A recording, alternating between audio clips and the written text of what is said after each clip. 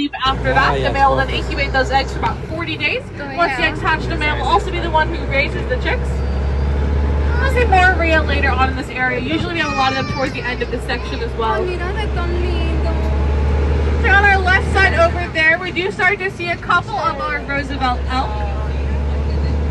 Roosevelt elk are the largest subspecies of elk in North America. They're mostly found in the Pacific Northwest, and they're named for Theodore Roosevelt. He's very passionate about conservation. He is the father of our national parks. The male Roosevelt elks have those antlers. Their antlers get up to 4 feet long and are covered in a soft-like substance on the outside called velvet. Now, velvet covering sheds off their antlers once a season. Called shedding, it does look a little stringy, gross. Once completely off, their antlers look like new, and they use that to help attract mates. A lot of them here on the right side. And the actual antlers themselves also shed once a season, where we grow for the next. When they do shed their antlers, they'll regrow even bigger than they were the year before. We'll have up to six of those branching off points of their antlers. Males and females, they do look pretty similar, aside from those antlers, of course. But also the males are just a bit bigger than females are. Males weigh about 1,000 pounds.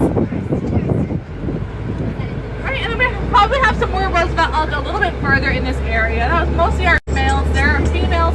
We're a little further on. I know earlier there were. Now we do have a lot more animals in this area. Like I said, though, in the pool, the animals are free roaming. So sometimes you might go these gaps with no animals here. I can talk about some other stuff.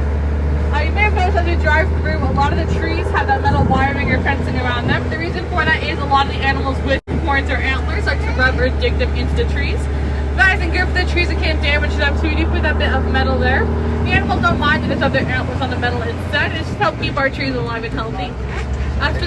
Specifically when animals are shedding their antlers or the velvet off their antlers, they rub them against the trees a lot then, it gets itchy.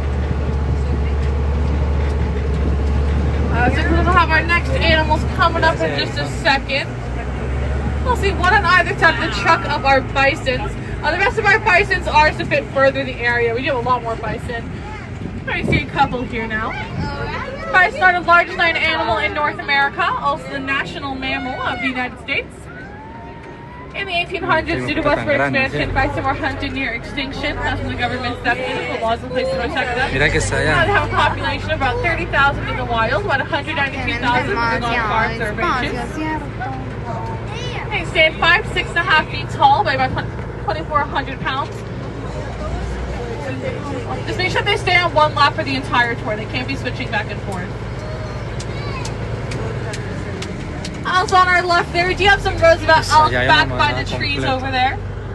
A little harder to see, but those are mostly